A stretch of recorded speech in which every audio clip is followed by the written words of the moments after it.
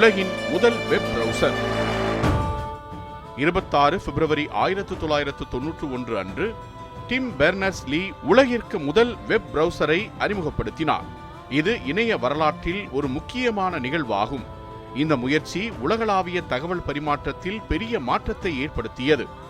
Dim பெர்னர்ஸ்-லீ அப்போது CERN என்ற ஐரோப்பிய அணு ஆராய்ச்சி மையத்தில் பணியாற்றி வந்தார்.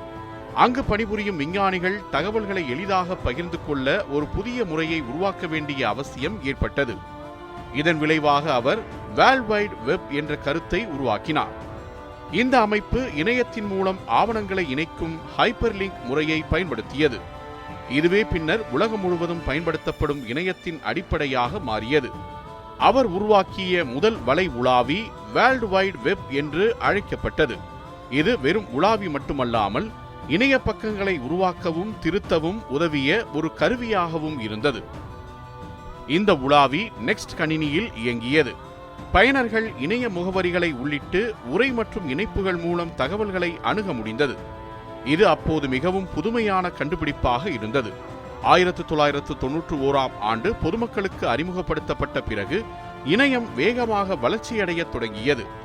பல பல்கலைக்கழகங்கள் மற்றும் ஆராய்ச்சி மையங்கள் இந்த தொழில்நுட்பத்தை ஏற்றுக்கொண்டன. பின்னர் மொசைக், நெட்ஸ்கேப் போன்ற பல புதிய உலாவிகள் உருவாகின. இவை இணையத்தை பொதுமக்களுக்கு மேலும் எளிதாகவும் பிரபலமாகவும் மாற்றின. இணையம் உலகளாவிய தகவல் தொடர்பின் முக்கிய கருவியாக மாறியது.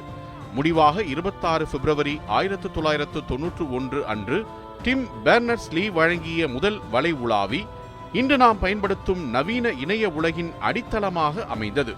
இந்த நிகழ்வு தகவல் தொழில்நுட்ப வரலாற்றில் ஒரு மிகப்பெரிய திருப்புமுனையாக கருதப்படுகிறது.